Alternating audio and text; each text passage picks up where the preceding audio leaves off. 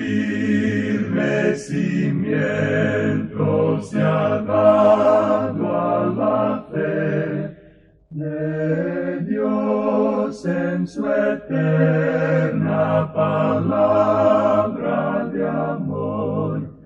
Con el propósito de compartir con usted las inmutables verdades de la palabra de Dios, presentamos A Través de la Biblia, un estudio detallado y sistemático de toda la Biblia que le ayudará a conocer lo que Dios ha revelado para nuestro provecho espiritual. Estos estudios bíblicos fueron diseñados y elaborados por el Dr. J. Vernon McGee, versado maestro de la Biblia, quien dedicó la mayor parte de su vida a la enseñanza clara y sencilla de la palabra de Dios. Acompáñenos, pues, mientras avanzamos en nuestro recorrido a través de la Biblia. Cuán firme cimiento la palabra de Dios. Es un agrado volver hoy a usted, amigo oyente, con otro programa de A Través de la Biblia, y le damos nuestra más cordial bienvenida. Gracias por escucharnos y confiamos que el programa de hoy sea de especial bendición para usted. Estamos estudiando el libro de Génesis en el Antiguo Testamento y nos corresponde hoy el capítulo 12.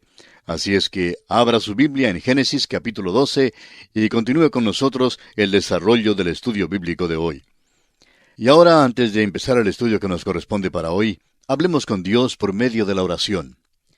Padre nuestro, te damos gracias porque una vez más podemos tener ante nuestros ojos el libro de los libros, tu santa palabra, y pedimos que tú la uses para llegar a cada corazón que escucha, y permite así que tu Santo Espíritu revele las cosas de Cristo a nuestro corazón, de manera que podamos acercarnos más a Él y conocerle mejor. Quedamos pues en tus manos y pedimos tu bendición. Oramos en el nombre bendito de Cristo Jesús. Amén. Continuamos hoy, amigo oyente, nuestro estudio en el libro de Génesis. Nos encontramos ahora al otro lado del abismo que dijimos marcaba la gran división en el libro de Génesis. Comenzamos a considerar hoy el capítulo 12. A partir de este capítulo, el ambiente es completamente diferente. La Biblia va ahora a pasos más lentos y nosotros iremos también más despacio. El énfasis se quita de los 4 eventos grandes que notamos en los primeros 11 capítulos y recae ahora sobre 4 grandes personajes. Abraham está comprendido entre los capítulos 12 al 23. Este es el hombre de fe. A Isaac lo encontramos en los capítulos 24 al 26. Él es el hijo amado. A Jacob lo encontramos en los capítulos 27 hasta el 36.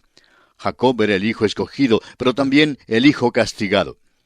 Y los capítulos 37 hasta el 50 nos presentan a José, el cual pasa por sufrimientos y llega hasta la gloria.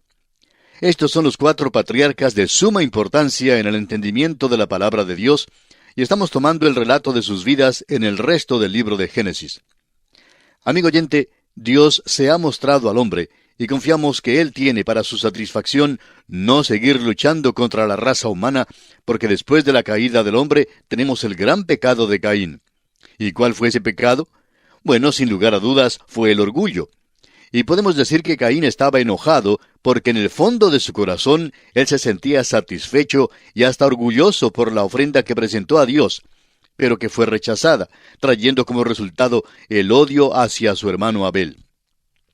Como usted ve, amigo oyente, la envidia y el orgullo es el pecado del diablo. Es el pecado de la mente. Y en el diluvio es el deseo de la carne. Podemos ver en esas cosas, aún en la imaginación del hombre y en cada una de sus acciones, que todo guiaba a satisfacer el deseo de la carne.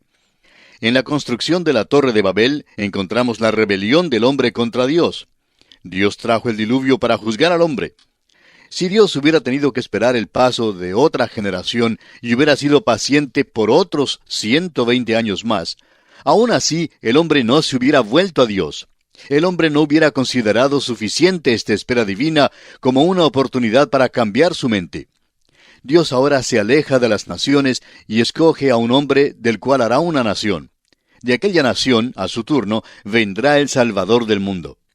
Hasta aquí, Dios ha estado tratando con todas las familias de la tierra. De aquí en adelante pone énfasis en los individuos. Ahora, cuando Dios llamó a Abraham, usted encontrará en él a un hombre de fe. En nuestro programa anterior intentamos señalar a Abraham como el hombre más grande que ha existido en la tierra. Cualquiera que sea la vara que usemos para medir el valor de este hombre de fe, él resalta como un gran hombre. Y vamos a considerar por unos momentos cómo Abraham podría ser igual a un gran hombre aún en nuestros días. En primer lugar, un gran hombre debe ser famoso, y Abraham ciertamente sobrepasa esa regla. Aún en estos días de la radio, la televisión, el Internet y la avanzada tecnología en la comunicación de masas, muchísimos más hombres han oído hablar de Abraham que de cualquier otra persona. Más han oído hablar de Abraham que del presidente de los Estados Unidos, o de cualquiera estrella del cine, o de cualquier atleta. 3 de las grandes religiones del mundo datan de Abraham.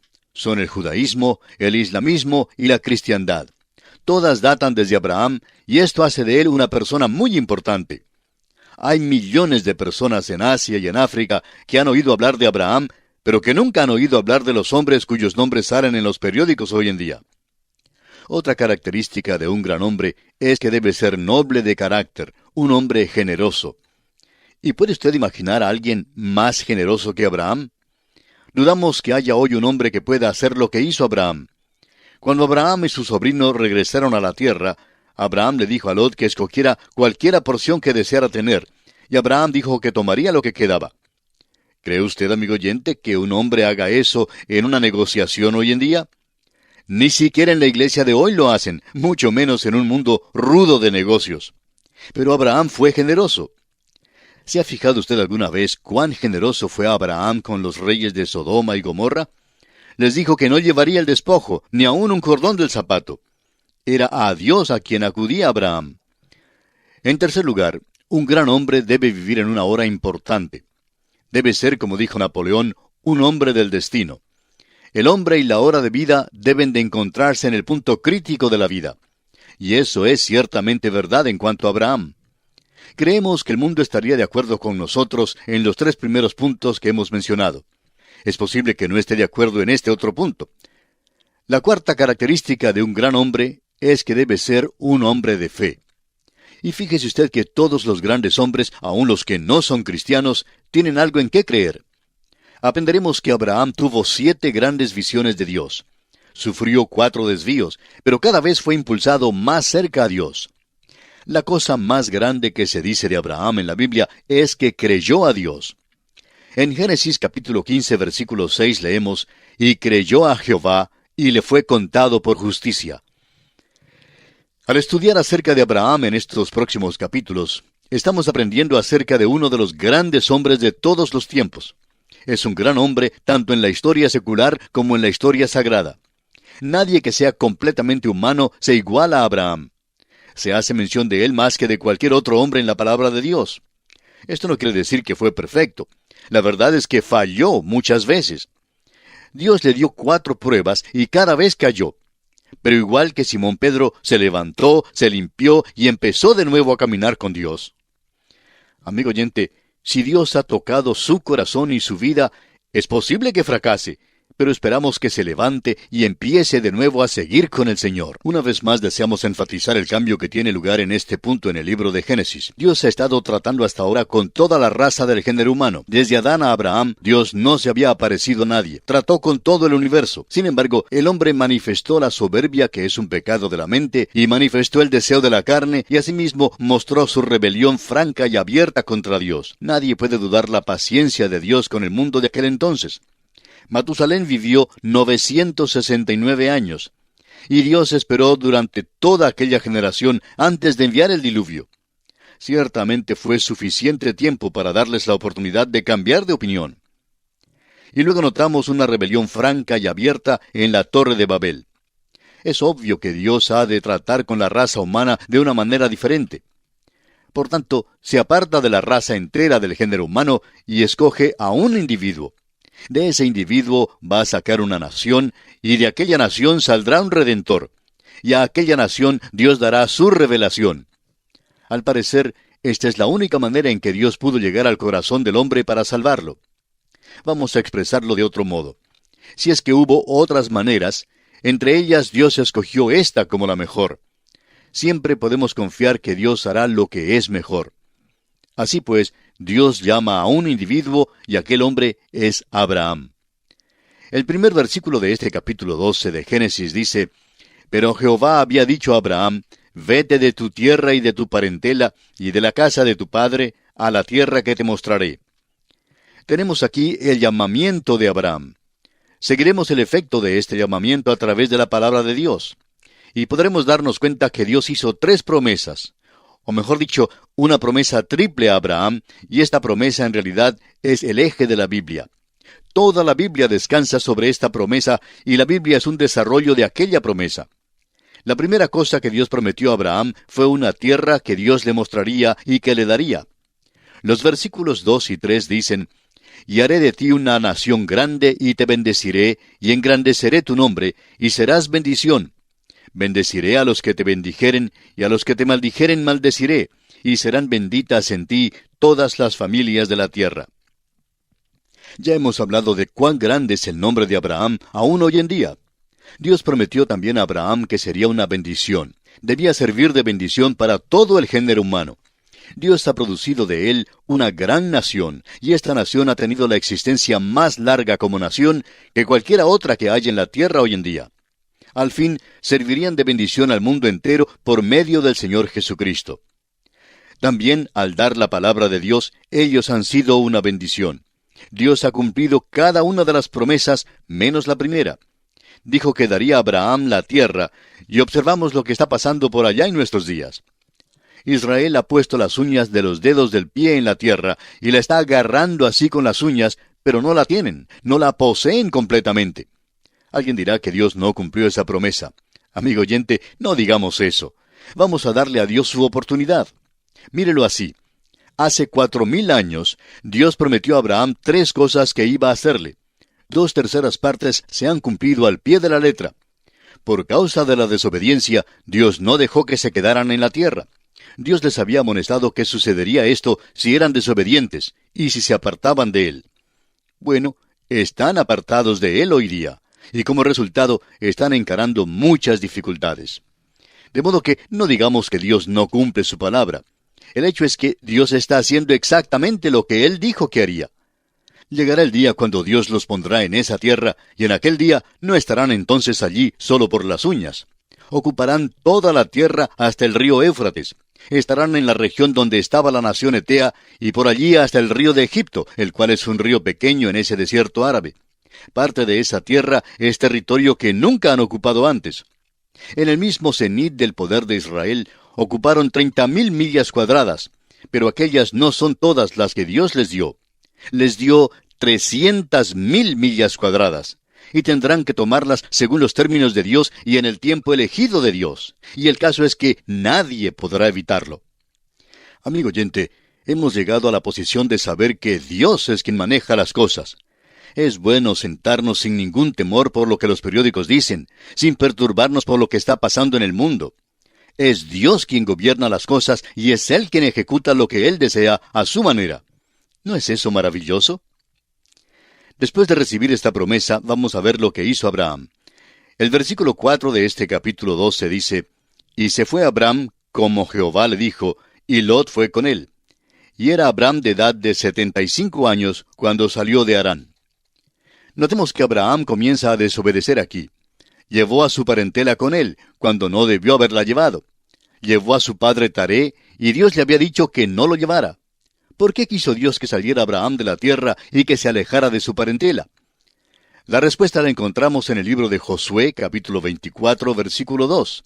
Dice: Vuestros padres habitaron antiguamente al otro lado del río, esto es, Taré, padre de Abraham y de Nacor, y servían a dioses extraños. Note usted, amigo oyente, que el mundo estaba ya perdido en aquel entonces. Dios tuvo que actuar así para salvar la humanidad. Otra alternativa era destruirlos a todos y comenzar de nuevo. Y me alegro que no lo hiciera, porque si lo hubiera hecho, no estaría yo aquí, porque yo también soy pecador. El hecho es que todos los pecadores debían ser destruidos. Gracias a Dios que Él es un Dios de misericordia y bondad y que salva a los pecadores. El versículo 5 de este capítulo 12 dice: Tomó pues Abram a Sarai su mujer, y a Lot hijo de su hermano, y todos sus bienes que habían ganado, y las personas que habían adquirido en Harán, y salieron para ir a tierra de Canaán, y a tierra de Canaán llegaron. Claro que tenía que llevar a su costilla, pero ¿por qué lleva a su sobrino y al padre? Como resultado, encontramos que Abraham pasó un período de tiempo en Harán, pasando el tiempo, por así decirlo. Él hizo retardar la bendición de Dios. Dios no se le apareció de nuevo hasta cuando entró en esa tierra, hasta cuando se separó de su padre. Ahora llevó a Lot con él hasta la tierra, pero por fin salió de Harán y llegó hasta la tierra de Canaán. Ahora el versículo 6 dice, y pasó Abraham por aquella tierra hasta el lugar de Siquem, hasta el encino de More, y el cananeo estaba entonces en la tierra. Los cananeos vivían en esa tierra. Y quisiéramos añadir algo aquí muy importante. Muchísimas personas creen que Abraham dejó un lugar terrible en Ur de los Caldeos y que llegó a una tierra de trigo y vino, a una tierra de leche y miel donde todo era agradable. Ellos creen que Abraham verdaderamente mejoró su situación cuando llegó a esta tierra. Bueno, eso no es verdad. Sabemos hoy por medio de la arqueología que Ur de los Caldeos tenía una civilización superior, una civilización maravillosa. Creemos que a lo mejor Abraham disfrutaba de una bañera en su casa. Bueno, dejó todo eso para llegar a la tierra de Canaán, y el cananeo todavía estaba en la tierra. Estos hombres no eran civilizados, sino bárbaros y paganos. El punto no es que Abraham mejora de situación, sino que Abraham obedece a Dios. El punto central aquí es su obediencia.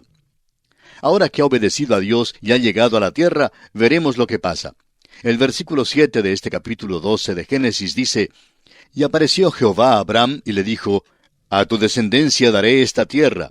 Y edificó allí un altar a Jehová, quien le había aparecido. Debemos hacer caso de esto. Mientras que Abraham estuviera en la tierra de Harán, el lugar de demora, Dios no se le apareció. Pero aquí Dios se le aparece la segunda vez, y Abraham edifica un altar al Señor.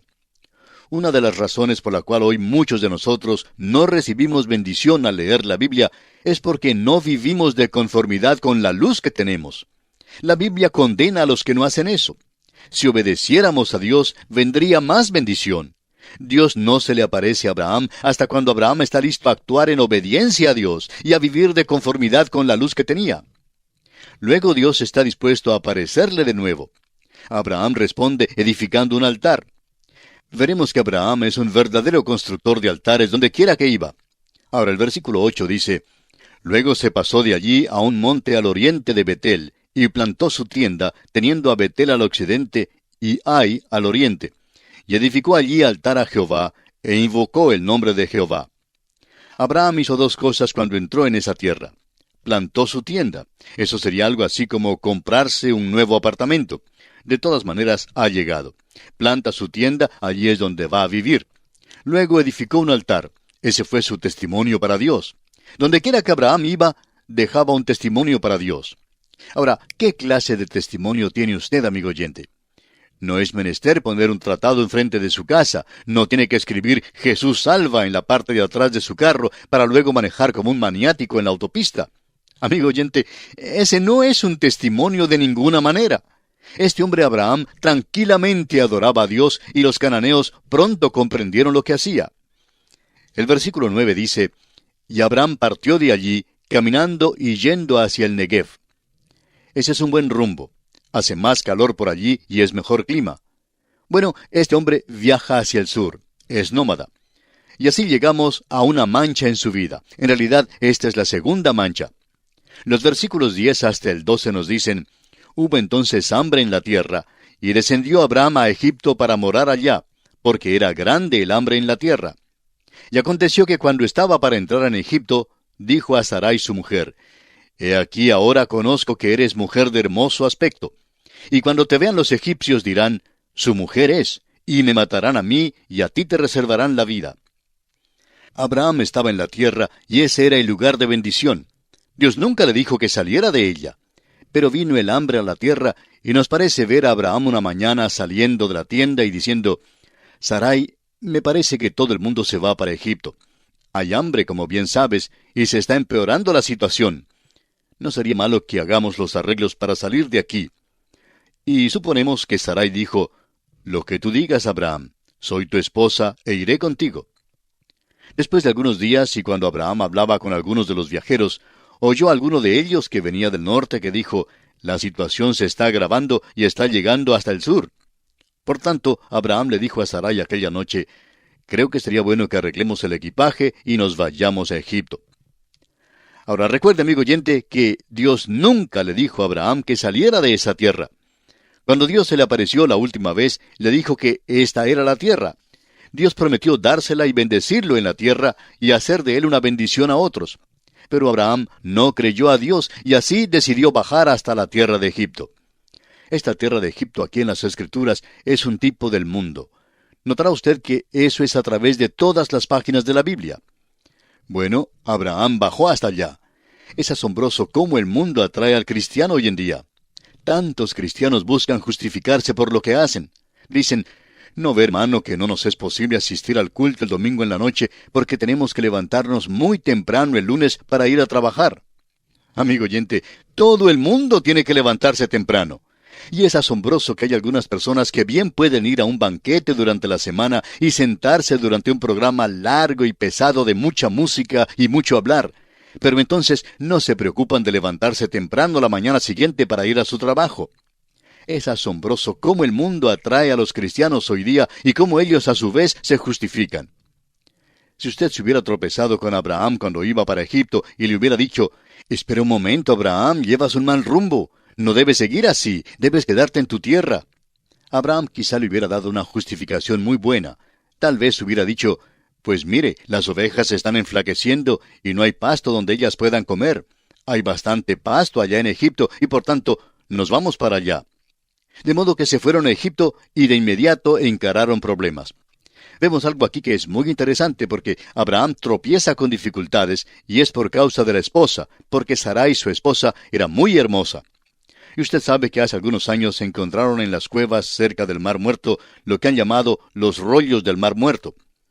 Bueno, cuando los desenrollaron, se dieron cuenta que eran los capítulos 12, 13, 14 y 15 del libro de Génesis. Pero no fue el texto como nosotros lo tenemos hoy. Más bien era una interpretación del texto. Se describía allí la hermosura de Sarai, dando en realidad su fisonomía y declarando cuán hermosa era esta mujer, confirmando a la vez lo que la palabra de Dios dice, que Faraón deseó tomarla por mujer. Este mismo rollo da una descripción del capítulo 13, donde Dios le dijo a Abraham que caminara a lo largo y a lo ancho de la tierra. Este rollo da un relato directo de Abraham con respecto a su viaje. Y lo más interesante es que este texto no es escritura, pero simplemente confirma lo que dice la escritura. Y también confirma el hecho de que esa tierra era exactamente como Dios dijo que era. Se le llama una tierra de leche y miel y era una tierra muy fértil. Fue gloriosa en aquel día. Cuando lleguemos al libro de Deuteronomio, veremos lo que sucedió en esa tierra. Sin embargo, en ese tiempo hubo hambre, y este hombre Abraham bajó hasta Egipto. Pero reconoció que tropezaría con dificultades allí por causa de la hermosura de su esposa. El versículo 13 dice, ahora pues, di que eres mi hermana, para que me vaya bien por causa tuya, y viva mi alma por causa de ti. Esta fue una verdad parcial la que dijo. Parte de la verdad, a veces, es peor que toda la verdad. Y él la dijo para engañar. El faraón entonces tomó a Sarai. En aquellos días se requería un período de preparación para la mujer antes que llegara a ser la esposa de un soberano. Y ya aprenderemos de esto cuando lleguemos al libro de Esther. Durante ese período, pues, Dios apareció a Faraón y le dijo, no tomes a esa mujer, es mujer de otro hombre. Ahora los versículos 18 al 20 dicen, entonces Faraón llamó a Abraham y le dijo, ¿qué es esto que has hecho conmigo? ¿Por qué no me declaraste que era tu mujer? ¿Por qué dijiste, es mi hermana, poniéndome en ocasión de tomarla para mí por mujer? Ahora pues, he aquí tu mujer, tómala y vete. Entonces Faraón dio orden a su gente acerca de Abraham, y le acompañaron, y a su mujer con todo lo que tenía. Vemos pues que Dios vence, y Abraham es enviado de vuelta a la tierra de donde había venido. Note usted que Dios no se le aparece a Abraham mientras estuvo en la tierra de Egipto. Y así concluimos nuestro estudio del capítulo 12 de este libro de Génesis. En nuestro próximo programa entraremos al capítulo 13. Será pues, hasta entonces, que nuestro Dios Todopoderoso bendiga su vida, es nuestra ferviente oración. Todo lo quien por mí libremente derramó su sangre carmesí.